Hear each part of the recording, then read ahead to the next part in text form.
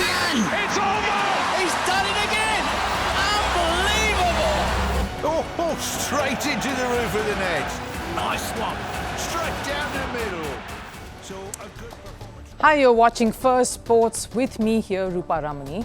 Let's get the show started.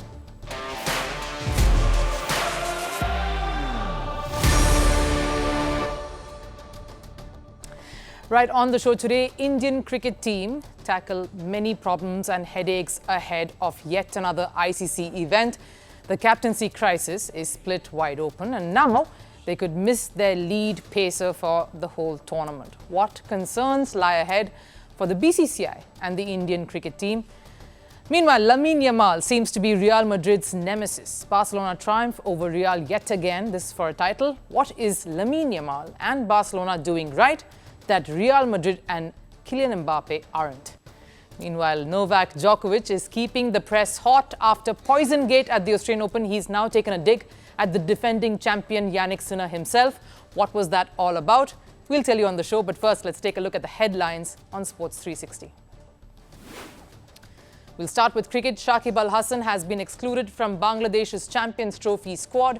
Earlier, ICC had banned Shakib from bowling after being flagged for illegal action. He's already retired from Tests and T20 internationals. His exclusion from the Champions Trophy is a big blow to his career. Indian batter Shreyas Iyer has been named as captain of the Punjab franchise for the Indian Premier League 2025 season. Iyer led Kolkata to a title win last year. In the auction, he was the second highest buy at an approximately $3.1 million. The 2025 IPL season starts in March.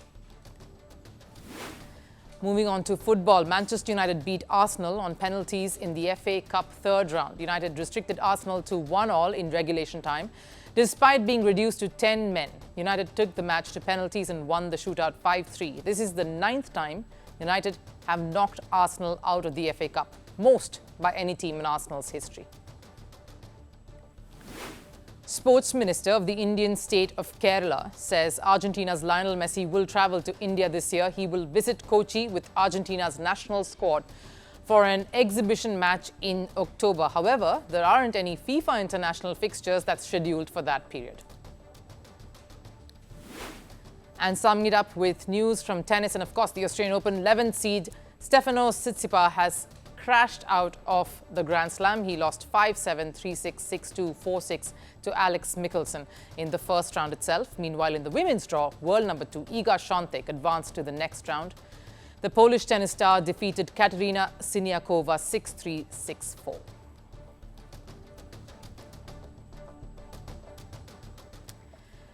There is no dull moment when we talk about Indian cricket. In fact, a very intense Border-Gavaskar Trophy between India and Australia just concluded. That ended up only giving Indian cricket more headaches than solutions. The year has started with less wins, but more discussions and more closed-door meetings.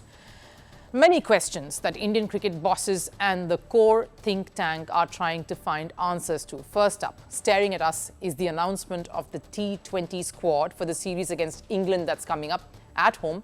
It's probably the one thing that has given probably the least number of issues to the management. There is a captain India has picked to succeed Rohit Sharma, at least in this format, and he's had a great run at the helm for the limited time that he's been in charge in. Surya Kumar Yadav is enjoying his stint as captain, as India skipper, at least in this format. He has a mix of youngsters and senior hands in that squad rallying around him. Of course, it's seeing the return of someone like Mohammed Shami. He'll come up there right on your screens. All eyes will be on him in this comeback series.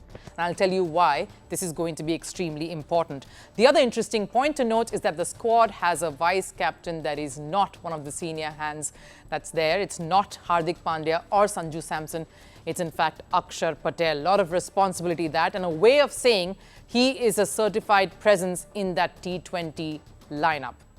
In fact, a lot of question marks and a lot of discussions that have come out because of this appointment in the Indian squad. The T20 squad pretty much picks itself. There are no other major surprises here, apart from that question of the BCCI, of course, going past someone like Hardik Pandya and giving the responsibility of vice captaincy to a new face.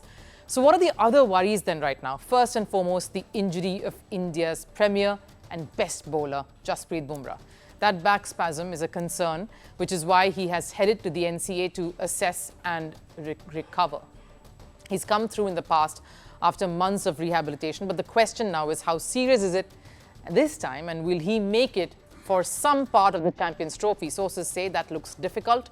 There has been a severe strain on his lower back. He did end up bowling the most number of overs across both bowling units. Only one bowler bettered his numbers, that of Aussie captain Pat Cummins. That's one of the reasons why India has delayed announcing their squad for the ICC Champions Trophy. They need to know the status of India's biggest force in that bowling unit, which is why it's important that Mohammed Shami has a good comeback against England. His presence in that lineup will be critical if Bumrah remains absent and his comeback is delayed. The responsibility of that bowling unit and leading the charge will fall squarely on Mohammed Shami. With the prospect of no Bumrah having any support and fire from the other end, that is a huge headache for India. And this leads me to point number 3, or should I say yet another headache, with how the Border-Gavaskar series panned out. Everyone looked to Jasprit Bumrah as the long-term captain, but his injury and of course the question of the workload on India's premier fast bowler makes it a huge question mark to address. Can the Indian think tank afford to lose Bumrah the bowler in the quest to make him the captain? What does Indian cricket need more? Bumrah the bowler or Bumrah the captain? That's going to be a huge conversation, of course, and an answer they need quickly. A huge conversation, in fact, took place over the weekend between the top leaders of Indian cricket. BCCI, the selection committee, head coach Gautam Gambhir was present, so too current captain Rohit Sharma. That exposed one reality: who next to captain India if not Rohit or Bumrah? Rohit Sharma is said to have expressed his desire to continue as captain at least for some period of time. And let's be honest here, who else can really step into his shoes in ODI and Test captaincy? If Bumrah is ruled out, the batting lineup is relatively young. The only other experienced hand in that lineup who can lead and who has in the past is Virat Kohli. But not now, when his form itself is struggling and he's facing one of his biggest challenges at the moment. Rishabh Pant can be groomed, but he needs to realize maturity and taking ownership, shouldering responsibility. Those really have to come to the fore, not just with the bat, but also when it comes to when he's a leader. The calendar here on, of course, is packed. We've got the England series, and that's just in a matter of 10 days now when it kicks off with the T20 series. The Champions Trophy will take center stage after that. The Indian Premier League will consume the summer months, and then, of course, there is the series against England, which is very important all over again. Does Indian cricket have the time and the resources that could be pills for the headache that they're grappling with? And can this England series give some answers to some of those questions? Real Madrid are the champions of Europe, defending La Liga champions, have a coach in Carlo Ancelotti, who won the Best Manager award at the Ballon d'Ors last year, and to top it off, a star-studded lineup that includes likes of Jude Bellingham, Vinicius Jr., Rodrigo and Kylian Mbappe. And while these seem to be threatening for any club in the world, it does not scare their biggest rivals, Barcelona, and definitely not their young star Lamine Yamal. Yamal took charge in Barcelona's 5-2 Supercopa win over Real Madrid. While Madrid drew first blood with Kylian Mbappe's early goal, Yamal scored Barcelona's opener to bring the club back in the game. The European champions were on the back foot despite Barcelona being reduced to 10 men. Reason? Madrid were up against a teenager who is slowly turning out to be Ancelotti's biggest nightmare. Because he isn't just scoring goals against them, he's also reminding Madrid of the Messi era with those effortless finishes.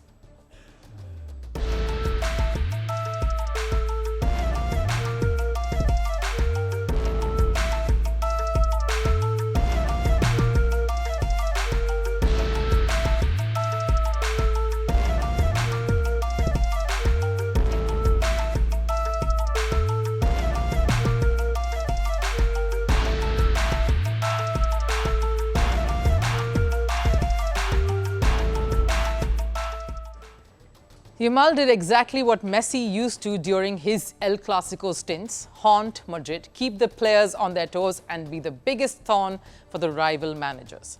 The only difference being Messi still had a competitor in Ronaldo across the line, so it still felt like a bit of a contest, unlike present-day El Clasico, where Madrid is surrendering to Barcelona and their teenage sensation. In the first half, we didn't play football. We hit long balls, and that wasn't the idea.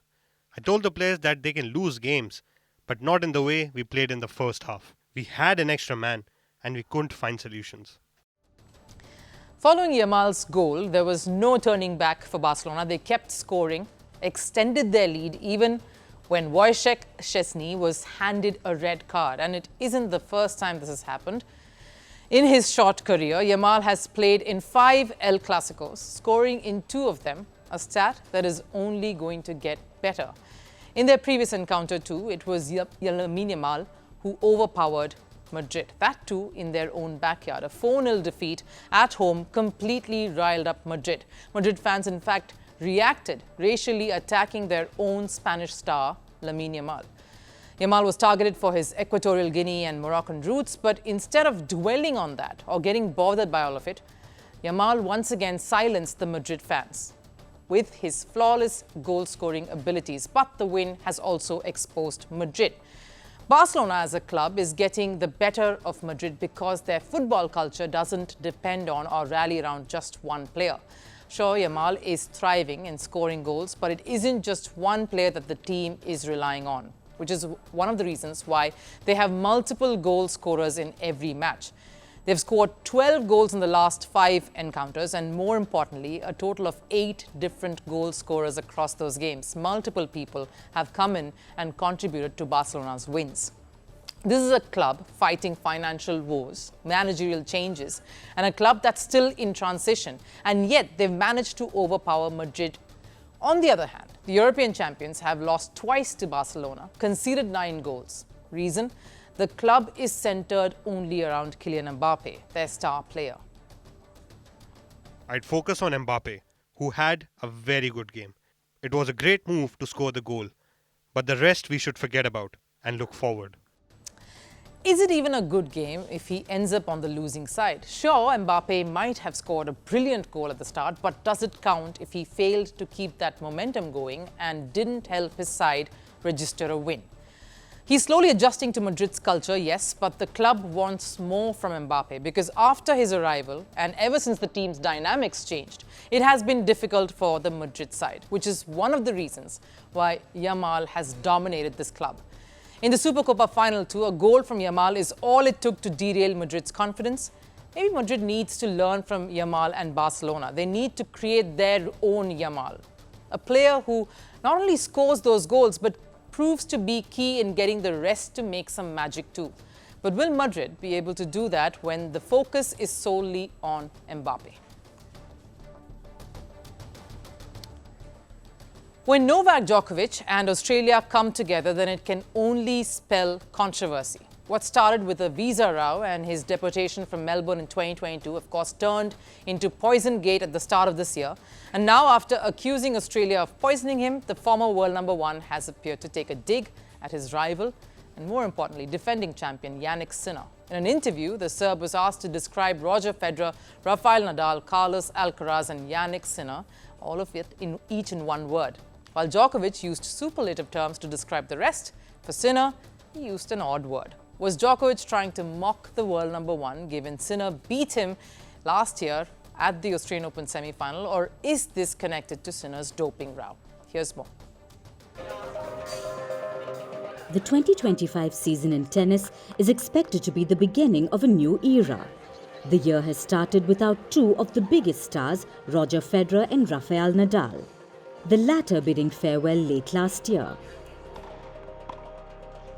Novak Djokovic is the only one left from that golden period still competing with some of the young guns like Yannick Sinner and Carlos Alcaraz. So will the next generation steamroll the competition? Well, not really.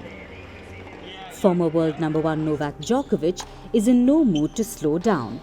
After a healthy, fierce and feisty rivalry with Nadal and Federer that lasted more than a decade, Djokovic has taken a different route with his rivalry with the next generation, especially Jannik Sinner.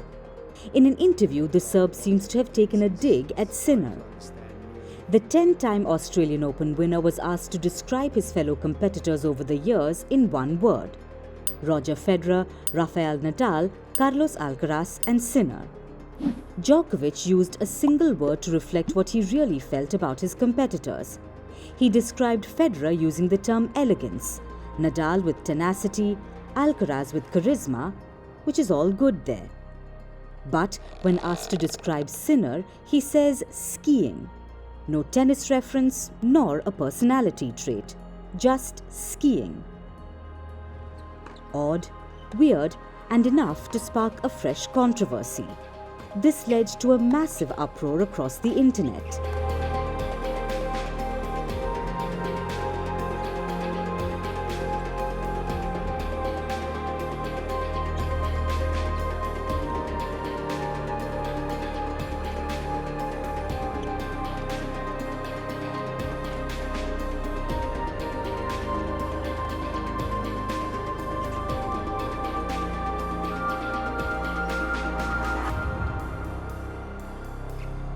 The reason why Djokovic's comment has gotten tongues wagging is because of the rivalry the two share. It's still in its early stages. And while they may be level at 4 wins each, the rivalry has become one-sided in the past 3 meetings. Sinner has a 100% win record in the last 3 encounters, which includes knockout fixtures. The biggest being last year's semi-final at Melbourne, where Sinner beat Djokovic and ended up winning the Grand Slam title. Which is the reason why many felt Djokovic not only mocked Sinner but also stoked their rivalry. After the comment received a lot of backlash, Djokovic tried doing some damage control. I've seen it on social media that it's being made into some kind of drama or a story, like I humiliated him or I've intentionally shown disrespect toward him. That's ridiculous. Sinner's name came up and I had this image in my head of him skiing, because I saw him skiing somewhere. That's why I said skiing, not because I don't respect his achievements in tennis. And while he claims he didn't mean to disrespect the star, what doesn't help his case is that he referred to the rest of the players with personal traits, words that meant something, qualities that make them top tennis players. Sure, he might have had the skiing image of Sinner in his head, but the disparity in the references didn't really help his defense. Another reason why many feel Djokovic disrespected Sinner is because of the doping row the Italian found himself in last year. For months now, Sinner has been under the scanner, facing the wrath of voices around the world. For being let off by the International Tennis Integrity Agency or the ITIA after 2 offences, the tennis world is divided on the whole matter.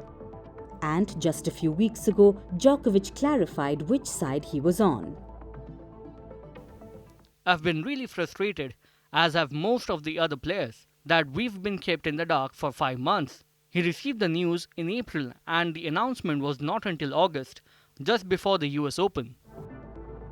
The supposed jibes and taunts have made this an interesting rivalry to watch out for. While Sinner is eyeing redemption in the new year after a doping row, Djokovic is faced with the ultimate task of ending his slamless run. This time, the duo have landed in the opposite sides of the draw, avoiding any potential semi-final encounter like last year. So, if everything goes well, Sinner and Djokovic will only meet in the final. And given the war of words, it would be a fitting end to the very first Grand Slam of the year.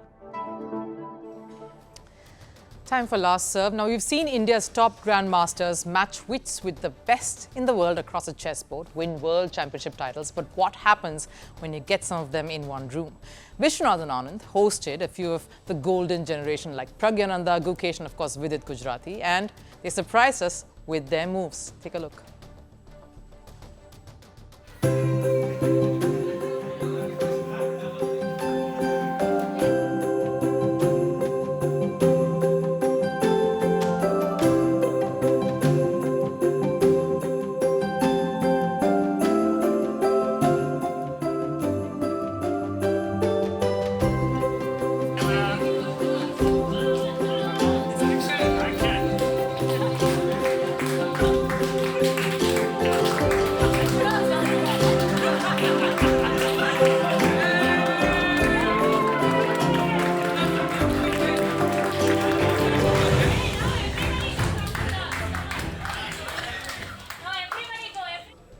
Not sure about a dance-off, but chess is definitely in safe hands there. That wraps it up here on Firstpost. I'll see you again tomorrow. Till then, do take care. Bye-bye.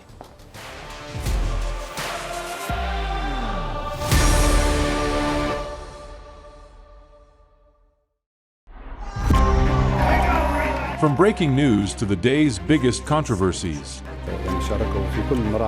shedding light on the world's top headlines, detailed analysis on the stories that matter the most to you. Catch it all on Spotlight at 6 p.m. India time and 12:30 GMT, only on Firstpost.